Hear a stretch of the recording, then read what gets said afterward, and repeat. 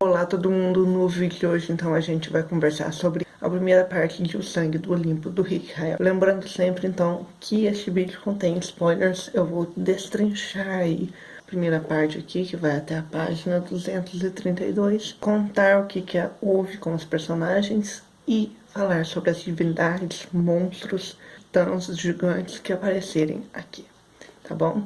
Então, contém spoilers. Em breve, mês que vem, sai vídeo. No começo do livro, então, a gente acompanha o Jason, a Piper e a Annabeth chegando ali em Ítaca, subindo o morro para chegar ao Palácio de Odisseu. O que acontece no Palácio de Odisseu? Lá tem vários antigos pretendentes de Penélope, esposa de Odisseu. Pra quem não sabe, vou contar aqui um pouquinho da Odisseia. A Odisseia, então, é uma das epopeias da antiguidade. Conta a história do Odisseu, ou Ulisses. E a gente vai acompanhar, então, os 10 anos dele tentando voltar para casa depois da Guerra de Troia.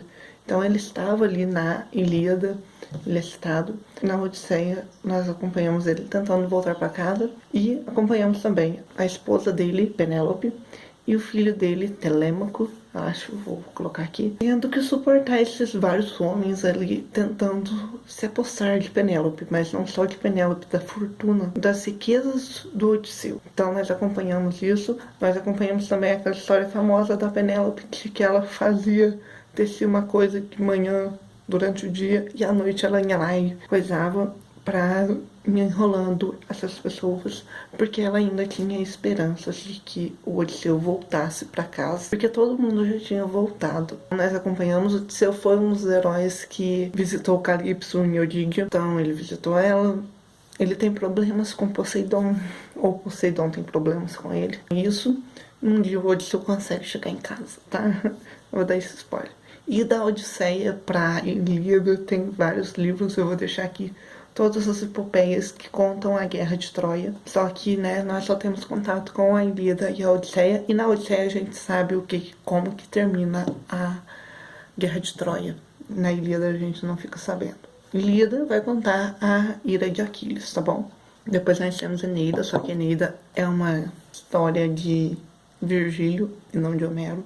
Mas vamos lá. Então, vamos continuar aqui com a história do Sangue do Olimpo. Eles estão subindo ali pra Ítaca e Jason tá vestido de velhinho pra todo mundo achar que ele é um dos pretendentes. Pra falar com esses fantasmas. Os pretendentes então agora seriam fantasmas, ou quase isso, que eles, na hora que eles chegam lá, eles veem que são meio que ghosts, que é aqueles meio zumbis, né? O Jason tá tendo sonhos bem estranhos. Desde a casa de Hades, os sonhos haviam se tornado mais vezes. Jason estava parado no templo subterrâneo em Épiro, com um gigante Clítio assomando sobre ele, falando em um coral de vozes. Foi preciso todos vocês juntos para me derrotar? O que farão com a Mãe Terra quando a Mãe Terra despertar? Outras vezes, Jason estava no cume da colina meio sangue e Gaia se erguia no solo, uma figura formada por um turbilhão de terra, folhas e pedras. Pobre criança, seu pai é o primeiro entre os deuses, mas mesmo assim você sempre está em segundo lugar em relação aos seus camaradas romanos, aos seus amigos gregos e até mesmo à sua família. Como pretende provar o seu valor? Seu pior sonho começava no pátio da casa dos lobos, em Sonoma. Juno estava parada diante dele, reluzindo como o brilho de uma prata derretida. Você me pertence. Você é um presente. Desde então não desviou seu olhar e vira Juno se transformar em uma supernova. A cena mudava. Jason, ainda na casa dos lobos, era um garotinho de no máximo 2 anos. Havia uma mulher ajoelhada e um perfume de limão familiar. Seus traços eram indefinidos, mas ele reconhecia a sua voz, clara e delicada, como a mais fina camada de gelo sobre o riacho. Vou voltar para buscar você, querido. Logo, logo estaremos juntos. Então eles chegam lá e o lugar então está cheio de ghouls, liderados por Antínuo. Vou colocar o nome dele aqui. Eu não sei se eu estou pronunciando correto, então eu vou colocar o nome dele aqui. O Antínuo, ele era o líder dos pretendentes ali, à mão da rainha Penélope, e ele foi morto pelo Odisseu com uma flechada no pescoço. Eu não vou contar como que o Odisseu chegou a esse desfecho aí, mas é bem interessante. Um dia talvez eu leia a Ilíada e venha conversar aqui com vocês. Apesar de estar envolvido em polêmicas, ter sido envolvido em polêmicas. Tem 3 vídeos que eu gosto muito da Tati Feltrin, que é o da Ilíada, da Odisseia e da Eneida. Então eu vou deixar os links lá embaixo para vocês. Por que eles estão lá com esses pretendentes e amigos de Gaia, né, aliados a Gaia? Porque eles precisam descobrir como que eles vão chegar a Atenas ou até o Monte Olimpo, porque eles não sabem o que Gaia está preparando para eles. E o Jason descobre. Porfírio então está em Atenas. Gaia prometera acabar com os deuses, destruindo suas raízes. Para Quirion, mentor de Jason no acampamento Meia-Sangue, isso significava que os gigantes tentariam despertá-la na terra do Monte Olimpo original. Mas agora, Acrópole, os mais antigos templos dedicados aos deuses, ficam lá, no meio de Atenas. É onde Gaia vai despertar. É claro, disse Euriemo. Para chegar lá, os semideuses intrometidos vão ter que viajar pelo mar, certo?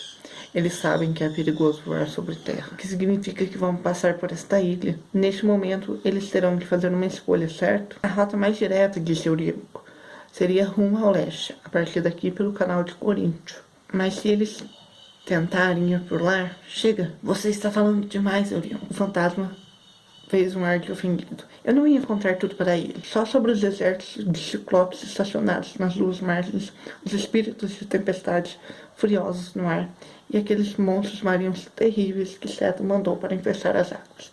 E é claro, se o navio conseguir chegar a Delfos... Idiota! Antínuo se esticou por cima da mesa e agarrou o pulso do fantasma. Uma crosta fina se espalhou pela mão do Gol e subiu pelo braço espectral de Euríbaco. Não, por favor, eu só queria. Eles estão achando que o Jason é o Iro, que é um mendigo que estava ali também, vivia ali nas redondezas de Ítaca. E ele tem um papel ali na Odisseia também, tá bom? Desculpe, Iro, disse Gol. O que você precisa saber é que os caminhos para Atenas estão bem protegidos, como prometemos. Os semideuses terão de se arriscar no canal, que é intransponível, ou navegar em torno do Peloponeso, que também não é lá muito seguro. De qualquer modo, é improvável que eles sobrevivam por muito tempo para fazer esses Kings chegarem a Ítaca. Nós saberemos. Vamos detê-los aqui e Gaia vai ver nosso valor. Pode levar essa mensagem de volta a Atenas. Aí quem que aparece para o Jason? Michael Verus, que é aquele cara que se perdeu na expedição no Alasca, né? E perdeu a águia da 12ª Legião Fulminata. Então ele aparece ali. Também aparece a mãe do Jason. Aí o Jason conversa com a mãe dele e pensa no que o Austro disse para ele. A voz do vento sul surgiu em sua mente. Você não pode controlar sua ascendência, mas pode escolher sua herança. Não, minhas lealdades não mudaram. Minha família apenas aumentou. Sou filho da Grécia e de Roma. Não sou seu filho. E ele some com a mãe dele. A mãe dele virou uma mania. Mania é o espírito grego da loucura, da demência, da insanidade e do frenesi sagrado. Na mitologia grega, geralmente era enviada àqueles que não observam os ritos, para perturbar-lhe o espírito. Ela era companheira de Coalemos, a estupidez, de Lissa, a fúria, e de Anoia, a demência. Então, eles lutam com esses pretendentes, depois do Jason sumir com a mãe dele. A mãe dele falou que queria só poder. Isso foi um erro. Queria ser a governante do Monte Olimpo. Então, Jason percebeu que não era a mãe dele mesmo. O Jason é atingido pela espada do Michael Verus, que é uma espada de ouro imperial. E isso acaba com o Jason. Aí eles chamam Juno e ela revela algumas coisas para o Jason. Deem a volta pelo Peloponeso. Vocês já devem desconfiar, é a única rota possível. Quando estiverem a caminho, procura a deusa da vitória em Olímpia. Ela está fora de conta. A menos que consigam detê-la, as diferenças entre gregos e romanos jamais serão resolvidas. Você está falando de Nietzsche? Como assim ela está fora do controle? Explicar ia demorar demais. Preciso ir antes que Júpiter me encontre. Quando eu partir, não vou poder ajudar vocês de novo. O que mais precisamos saber? Perguntou Jason. Como souberam, os gigantes se reuniram em Atenas. Alguns deuses vão ajudar vocês em sua viagem. Mas eu não sou a única olimpiana que não está na graça de Júpiter. Os gêmeos também são vítimas de sua ira. Artemis e Apolo, porque se alcançarem a ilha de Delos, eles podem estar ávidos a ajudá-los. Estão desesperados o suficiente para tentar o que for para consertar as coisas. Agora vão. Talvez tornemos a nos encontrarem atentos. Se vocês conseguirem chegar lá. Se não, e a Deus o sumiu. Então eles têm que encontrar Nice, atravessar o Peloponésio e encontrar o Apolo com a Artemis. Aí a gente chega a pessoal que está indo para o oeste. Então eles estão voltando com a Athena Parthenos lá para o acampamento 1100. Que é o Nico, o treinador Head e a Reina, né? O que acontece com eles? Eles quase caem dentro do Vesúvio, que é aquele vulcão que destruiu toda a cidade de Pompeia na antiguidade. Aí a Reina consegue transferir energia para o Nico, que é um poder muito interessante. E eles conseguem, então, chegar mais pra lá na cidade. Ela transferiu, ofereceu a Nico um cantil de poção de unicórnio. Como você... Aí depois, né? Como você fez isso? A gente conversando. Essa onda de energia. Não gosto de falar sobre ela, mas é um poder que vem da minha mãe. Posso transmitir parte da minha força, compartilhar. O treinador Hag ergueu os olhos de sua mochila. Sério? E por que você não fez isso comigo, garota romana? Eu quero super músculos. Não funciona assim, treinador. Só posso fazer isso em caso de vida ou morte. E é mais útil em grupos grandes. Quando estou no comando de uma batalha. Posso transmitir qualquer atributo que eu tenha. Seja força, coragem ou resistência. Multiplicado pelo tamanho de minhas tropas. Bem útil para uma pretora romana. Disse o Nico. Então eles chegam ali eles caem na casa do Fauno. Vou ver se existe mesmo essa casa do Fauno. E se tiver, eu vou colocar uma imagem aqui pra vocês. E a Reina começa a demonstrar que tá confiando no Nico. Isso é bem legal. Porque pode ser que, ao transmitir energia pro Nico, ela consiga pegar os pensamentos dele. Então, a Reina sonha com Gaia destruindo o acampamento de Júpiter. E depois ela vê o Octavian perdoando vários dos campistas ali que foram desligados de uma certa forma do acampamento Júpiter. Eles são atacados por uma legião de fantasmas de Pompeia. Aí eles conseguem ir embora pelas sombras, né? Aí essas vozes falavam assim pra Reina: desista, o legado de Roma está morto e enterrado, assim como Pompeia. Não, murmurou ela para si mesma. Não enquanto eu estiver viva. Nico estendeu a mão enquanto mergulhava nas sombras, com o que restava de suas forças. Reina saltou em direção a ele. Aí nós temos o pessoal indo encontrar, então, procurar a Nice, né? Que é a deusa da vitória. E a mulher está ensandecida. Lembra daquele velho deus do mar em Atlanta, Forces? Ele disse que os planos de Gaia têm várias camadas. Isso pode ser parte das estratégias dos gigantes. Manter os dois acampamentos divididos, manter os deuses divididos. Se esse for o caso, não podemos deixar que Nice nos jogue uns contra os outros. Devemos manter uma equipe de 4 a Olímpia, 2 gregos e 2 romanos. O equilíbrio pode ajudar a manter ele equilibrado. Então vai o Percy, o Léo, a Hazel e o Frank, né? Porque esses deuses não têm briguinhas entre si, então eles escolhem ir esses. Eles encontram a Nice.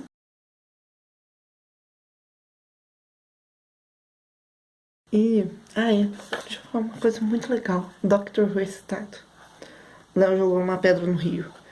Queria que Hazel e Frank voltassem.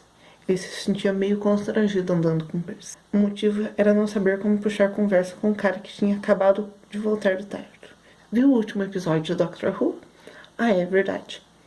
Você estava passeando pelo poço da condenação eterna.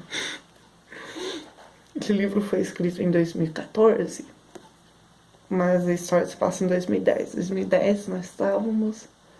2010, 2011. 2011 teve temporada de Doctor Who.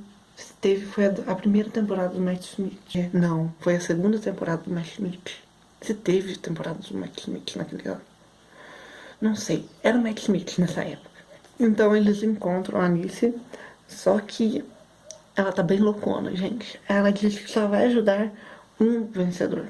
Aí Hazel propõe colocar obstáculos ali pra deusa gostar. Então eles lutam com a deusa, derrotam as Niceias, ou Nicetes, como os semideusas aqui chamam elas, que são meio que servas de Nice. Fala o que eles devem procurar. Hecate lhe ensinou isso? Talvez você também conte com a cura do médico, mas é impossível. Há muita coisa em seu caminho. O veneno de Filos, os batimentos do deus acorrentado em Esparta, a maldição de Delos. Não, vocês não podem enganar a morte. Então é isso que eles têm que procurar. Um médico, o deus acorrentado e a maldição de Delos. Aí o Nico tá lá, eles se transportam, né? O Nico tá nos sonhos e ele vê o Clovis, que é aquele filho do deus dos sonhos, eu não lembro o nome do deus dos sonhos. E ele pede pro garoto avisar a Thalia, que é uma caçadora de Artemis, que eles estão sendo caçados. O Clovis mostra as conversas que rolaram no conselho para o Nico. Me mostre. A cena mudou, o Nico viu a sala de recreação na casa grande, com todos os líderes do acampamento reunidos à mesa de ping-pong. Coisas que não podemos controlar. Agora vamos repassar nossas defesas. Qual a situação? Clarice do chalé. Nossa linha de defesa é bastante sólida. Os campistas estão prontos para lutar como nunca antes. Nós controlamos a praia. Nossos triremes não têm rivais no estreito de Long Island. As águias gigantes dominam nosso espaço aéreo. No interior, em todas as 3 diferentes direções, os bárbaros nos isolam completamente. Eles são romanos, não bárbaros. Os aliados dele. Você não viu aquela tribo de homens de 2 cabeças que chegou ontem? E ainda aqueles caras com cabeça de cachorro, vermelho sangue, com os machados de guerra enorme? Eles me parecem bastante bárbaros.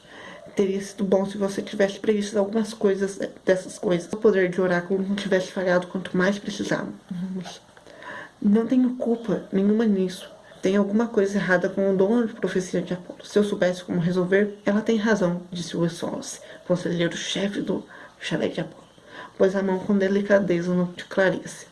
Poucos membros do acampamento poderiam fazer isso sem ser esfaqueados, mas Will levava jeito para neutralizar a raiva das pessoas. E assim ele a fez baixar a data. Todos do nosso chalé foram afetados, não só Reed. Cabelo louro, despenteado e os olhos azul claros de Will lembravam a Nico Jason Grace, mas as semelhanças paravam para ele. Jason era lutador. Dava para ver isso na intensidade de seu olhar, seu estado de alerta constante, a energia acumulada em seu corpo. Will Solace parecia mais um gato espreguiçando ao sol. Seus movimentos eram relaxados e inofensivos, olhar tranquilo e distante. Com a camiseta desabotoada, uma calça transformada em short e chinelos, ele não parecia nem um pouco agressivo para um semideus, mas Nico sabia que na hora da verdade ele era corajoso. Nico tinha visto durante a Batalha de Man o melhor curandeiro do acampamento, arriscando a própria vida para salvar os campistas. Não sabemos o que está acontecendo em Delfos, disse Will. Meu pai não atendeu a nenhuma oração, nem apareceu em nenhum sonho. Quer dizer, todos os deuses estão em silêncio, mas isso não faz muito gênero de Apolo. Tem alguma coisa errada. Não vou falar o porquê que eu tô animado com o Will. O Nico transportou eles para uma cidade em Portugal que se chama Évora. Eu vou colocar a imagem aqui se essa cidade existir, mas eu tenho quase certeza que existe, porque eu acho que Ricardo não dá ponto sem nó. Atena Paternos está presa ali em cima de um templo de Diana, né? Aí, e a Clarice, gente, está protegendo a esposa do Red. Aí aparece um fantasma, o Nico segue esse fantasma até uma capela de ossos. Se existir essa capela, é claro que eu vou colocar aqui pra vocês.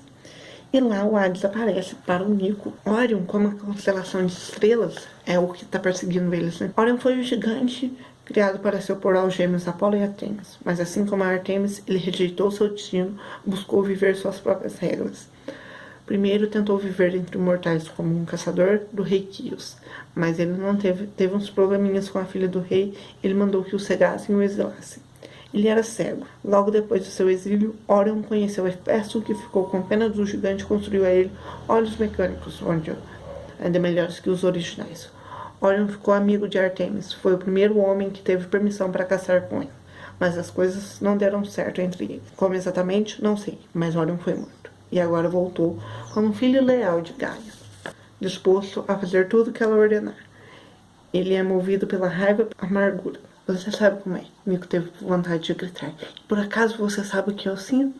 Como podemos detê-lo? Mas foi o que perguntou. Eles não podem. A única esperança é serem mais rápidos do que ele e cumprirem sua missão antes que ele os alcance. Precisa mesmo, mas tem uma outra coisa. Ele fala que precisa voltar para os amigos, né? Ele hesitou. Referindo-me à outra irmã, Hazel. ela descobriu que um dos 7 vai morrer.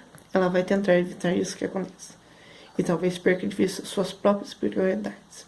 Nico não conseguia dizer uma só palavra. Para sua surpresa, não foi em Percy que ele pensou não. Preocupou-se primeiramente com Hazel, depois com Jason e depois com Percy. E os outros que estavam a bordo na Argo 2. Eles haviam o salvado em Roma. Aí o Jason o Nico pergunta pro Hades quem que vai morrer. Ele fala que não sabe. Meu filho, o tom de Hades era carinhoso. Aconteça o que acontecer, você conquistou o meu respeito. Trouxe honra para a nossa casa quando lutamos contra Cronos em Manhattan. Você se arriscou a sentir a força da minha ira para ajudar aquele garoto, guiando-o até o Stygia, liberando-o da minha prisão e me pedindo para que reerguesse os exércitos de Ébero para ajudá-lo. Nunca antes eu havia sido tão afrontado para um dos meus filhos. Era isso, aquilo. Quase transformei você em si. Não foi só por ele que eu fiz isso, tudo aquilo. Fiz porque o mundo inteiro estava em perigo. A Hades lhe permitiu um esboço de um sorriso, mas não havia crueldade em seus olhos. Posso admitir que você tem agido por várias razões. O que eu quero dizer é o seguinte: você e eu fomos em auxílio ao Olimpo, porque você me convenceu a deixar de lado minha raiva. Gostaria que você fizesse os mesmos. Meus filhos raramente são. Eu gostaria que você fosse uma exceção. Achei lindo essa cena do Hades com o Nico. O Hades pedindo pro Nico se permitir ser feliz. Lindo, lindo, lindo. Nico corre e pega seus amigos e some dali quando aparecem lobos. Lobos esses liderados por Lycaon. Lycaon apareceu no primeiro livro, se eu não me engano. Eu não pesquisei, o primeiro livro não tinha glossário, que eu achei bem estranho, mas deixa pra lá. Lycaon, ele era rei da Arcádia que testou a onisciência de Zeus, servindo-lhe um assado que era feito de carne de um hóspede seu. Zeus o puniu transformando-o em lobo. Ele é descrito, gente, como o primeiro lobisomem, e por isso muitas vezes não é usado o termo lobisomem, e sim licantropo, que vem de Lycaon, tá bom? Então eles conseguem fugir pelas sombras e vão parar em um lugar, né? A reina oferece força para eles, mas eu vou comentar sobre esse lugar depois. Aí chegamos a um momento maravilhoso daqui a pouco. Mas primeiro eu preciso comentar sobre outras coisas. A Piper com o Frank estão ali passeando no lugar. O Frank encontrou seus antepassados. Lembra daquele negócio de que os antepassados de Frank saíram da Grécia, foram para Roma, depois foram para a China e depois foram para o Canadá? E que o Frank ia cumprir esse ciclo, ia fechar esse ciclo? Pois muito bem, ele fechou esse ciclo. Esses antepassados do Frank parecem não gostar muito dele, né? Vamos fazer o quê? Ele pega ali um negócio, um frasco de veneno pro Frank e vão embora. A Piper conta para o Jason uma linda lenda Sherlock. Bem, havia 2 caçadores Sherlock na floresta, certo? Cada um deles tinha um tabu. Uma coisa que eles estavam proibidos de fazer. Um dos caçadores não podia comer carne de veado e o outro não podia comer carne de esquilo. Por quê? Eu não sei. Alguns tabus Sherlocks eram proibições permanentes, como matar águias. Ela deu um tapinha no símbolo do braço de Jason. Isso era azar para praticamente todo mundo. Às vezes, alguns Sherlocks assumiam tabus temporários, e talvez para purificar o espírito, talvez porque soubessem, por ouvir o mundo espiritual ou algo assim, que o tabu era importante. Eles seguiam instintos. Aí voltamos ao caçador. Aí um dia inteiro eles passaram caçando. A única coisa que eles pegaram foram esquilos. O que não podia comer esquilos foi lá e comeu esse esquilo, né? E ele fala que ele não podia comer esquilo porque senão ele ia se transformar ia virar cobra ou coisa pior. Aí ele come esse esquilo porque o outro insiste. No outro dia, esse outro acorda e só tem uma cobra ali, porque o outro foi transformado em cobra. Então, ele se transformou em uma serpente gigante e saiu rastejando. Então, o cara que virou uma cobra, Frank. A moral é: Frank está comendo esquilos? Ela riu, que foi agradável. Não, seu bobo. A questão é: confie em seus instintos. Carne de esquilo pode ser boa para uma pessoa, mas tabu para outra. O segundo caçador sabia que tinha um espírito de serpente dentro dele, esperando para assumir o controle. Ele sabia que não deveria alimentar esse espírito ruim comendo carne de esquilo, mas fez isso mesmo assim. Então, eu não devo comer carne de esquilos. O que eu quero que entenda é que você, Jason Grace, conhece muito bem seus próprios espíritos e fez o possível para não alimentá-los. Você tem instintos sólidos e sabe segui-los, por mais que tenha qualidades irritantes. É uma pessoa boa e sempre tenta fazer a escolha certa. Então pare com essa conversa de desistir. Espera aí, eu tenho qualidades irritantes? Vem aqui. E ele beijou eles e tal. A Piper sonhou com os gigantes. E nesse sonho aparece então Peribeia e Tos. A Peribeia é uma gigante, ela é a filha mais nova do Porfírio, rei dos gigantes, né? O Tos é o criado para matar as 3 partes, então ele meio que determina o destino, né? Mas sabemos que, né? Quando cortaram aquele fio da vida para o Percy, na verdade não era o fio da vida do Percy. Então, ela sonha com aquilo, ela cai na Beth tem que engolir num morro em Esparta. E nesse morro tem 3 buracos, e esses 3 buracos vão soltando fogos. Elas conversam sobre o medo que elas têm da guerra, de perder os namorados e tal. A Piper pula num desses buracos, vai lá e derrota esses monstros. A Annabeth vem logo depois. Estão aí no templo de Phobos e Deimos, que é o pânico. Phobos é o pânico e Deimos é o medo. Eles são filhos de Ares e Afrodite. Eles aparecem num conto aqui desse livro Percy Jackson e os Olimpianos dos Arquivos dos Semideus. Eles aparecem no conto Percy Jackson e a Quadriga Roubada, que é quando Percy trabalha com a Clarice. Eu não comentei sobre esse livro ainda, talvez em breve eu venha comentar com vocês, tá bom? Então tá aqui, maravilhoso, eu adorei esse livro. Então, elas derrotam Mimas, né, que é um algoz de Hefesto, deve ser o contraponto de Hefesto, e fogem, libertam uma estátua de Ares, que tá meio que presa ali, eles cortam essa, e tem uns espíritos que vão ajudá-las depois. Esses espíritos se chamam Makhai, sei lá, vou colocar aqui. Então vamos lá pra Rina. Eles chegam então em Porto Rico, na cidade natal da Rina, que é então o Viejo de San Juan. Lá, a Rina é sequestrada e levada para um galpão. Aí ela conhece a Talia, né, irmã do Jason, garota da árvore da série anterior, e ela reencontra a Hyla, que é a sua irmã. O galpão é atacado por Orion e seus gigantes ali, seus lobos. Então esse galpão é coordenado pelas caçadoras de Artemis e pelas Amazonas. Essas 2 tribos são tribos de mulheres, só que as caçadoras de Artemis prometeram ser virgens para sempre. O que pode acontecer é meio que, tipo, se a garota não quiser mais ser virgem, elas podem ser transferidas para as Amazonas. Então, elas são atacadas. A Phoebe, que aparece no primeiro volume lá, ela é morta. E meu cachorro tá latindo, porque tem alguma movimentação estranha ali na rua. Então, a Hyla leva a Rina e elas entram na antiga casa delas. E a Rina fica putaça daquilo, porque elas sofreram muito. E isso só vai ser explicado na segunda parte. Aí é contado pra gente a história de Orion. Deixa eu pegar aqui. Em tempos antigos, Orion se aliou às caçadoras. Era o melhor amigo de Artemis. Ninguém era páreo para ele no arco, exceto pela própria deusa e talvez seu irmão Apolo.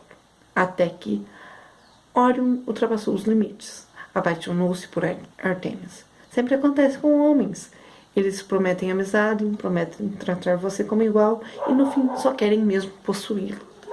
Lady Artemis o rejeitou, é claro. Deixou a Orion amargurado, começou a partir em viagens cada vez mais longas por florestas e territórios ermos, sempre sozinhos. No fim, não sei dizer ao certo o que aconteceu. Um dia Artemis voltou para o acampamento e nos contou que Orion tinha morrido e se recusou a tocar no assunto. Seja lá o que aconteceu, Orion voltou para o Tarto como o pior inimigo de Artemis. O maior ódio possível é por alguém que um dia você já amou. Olha isso. Olha esse trecho. O maior ódio possível é por alguém que um dia você já amou. A coitada da Zoe Doce Amarga passou anos procurando o Orion para tentar matá-lo. E nunca conseguiu. Então vamos lá. Orion, caçador gigante que se tornou o companheiro mais valoroso e leal de Artemis. Em um excesso de ciúme, Apolo levou Orion à loucura, despertando nele uma extrema sede de sangue, até que o gigante foi morto por um escorpião. Triste, Artemis transformou-o, seu adorado caçador, em uma constelação para honrar sua memória. Então, eles conseguem ali fugir, deixando somente a Hyla. O olhar de Orion perdeu o foco. Fui parar em Delos, onde conheci Artemis. Tenho ideia de como é estranho conhecer sua arqui-inimiga e acabar atraído por ela? Ora, que estou dizendo? É pretora, é claro que sabe. Deve sentir pelos gregos o que sentir por Artemis, um fascínio culpado pela uma admiração que se transforma em amor. Amor demais é como veneno, ainda mais quando ele não é correspondido. Se você ainda não entendeu isso, Reina Ramírez Arellano vai entender em breve. Muitos tentaram, nem o próprio irmão de Artemis, Apolo, conseguiu me matar nos tempos antigos. Teve que trapacear para se livrar de mim. Apolo era ciumento, ele tinha medo que eu seduzisse Artemis e a fizesse se esquecer de seus votos de castidade. Quem sabe, sem interferência de Apolo, talvez acontecesse isso mesmo. Ela teria sido muito feliz. Como sua criada, gritou Hyla com raiva. Sua mulherzinha obediente? Isso não importa agora, disse Orion. Apolo me infligiu a loucura e o desejo de matar todos os animais da terra. Então ele matou, aí Gaia acabou levando ele embora. Na hora que eles estão indo embora, o Nico com a reina, eles veem fantasmas ali na antiga casa da reina. Isso só vai ser explicado mais pra frente. O Jason, coitado, desmaiou em um determinado momento, só acordou 2 dias depois, quando o navio estava sendo atacado durante uma tempestade. Ele encontrou Percy, que fala pra ele ir pra baixo, porque o que tá atacando ele está vindo de baixo do mar. Então, lá embaixo do mar, eles encontram a meia-irmã do Percy, que é a Cimolopeia, que eles chamam ela de Leia, se eu não me engano. Ela é uma deusa menor, grega, né? Ela nunca foi cultuada em Roma. Isso é estranho, porque, né, os romanos criaram 1 zilhão de deuses. Responsável pelas tempestades violentas, ninfa e filha de Poseidon e esposa de Briareu, um centímetro, aquele cara cheio de braços. Ela acaba entregando o Percy para o Polibote, que vai tentar matar ele com uma névoa. Então o Polibote envolve o Percy ali numa névoa de veneno. O Jason tá agarrado a um vente, então ele não é atingido. O Percy pode respirar embaixo d'água, só que essa névoa de veneno tá matando o Percy. Jason conversa com a Cimolopeia e oferece um acordo muito melhor do que o que Gaia ofereceu para ela. Porque se Gaia vencer, não vai ter nenhuma humanidade para destruir ela, para ela destruir, né? Então ela aceita esse acordo com o Jason, ajuda o Jason a derrotar o Polybot e informa para eles que os homens Tritão, né, aqueles guerreiros, estão lutando para ajudar o pessoal, os semideuses gregos. Alguma dica para derrotar a deusa que não pode ser derrotada? Mas você sabe a resposta. Você é um filho do céu. Tem tempestades no sangue. Um deus primordial já foi derrotado antes. Você sabe de quem estou falando. Urano, o primeiro deus, mas isso significa? Sim. Os traços sobrenaturais de Leia assumiram uma expressão que quase se lembrava assim. Vamos torcer para que não chegue a isso. Se Gaia realmente despertar bem, sua tarefa não vai ser fácil. Mas, se vocês vencerem, lembre-se da sua promessa, pontífice. Então, eles prometem cultuá-la e fazer um chalé para ela nos acampamentos. O Jason acaba com o Jason e o Percy conversando e, né, é bem bonitinho.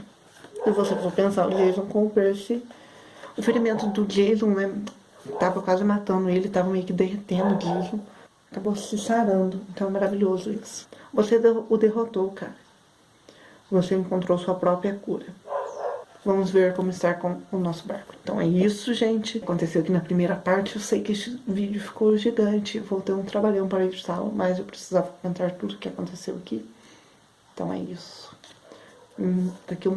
Daqui 15 dias eu volto aqui para conversar com vocês sobre o final de O Sangue do Olimpo e o final dos semideuses aqui, dos heróis do Olimpo. Vejo vocês então no próximo vídeo aqui do canal. Um beijo grande para todo mundo e até mais. Tchau, tchau.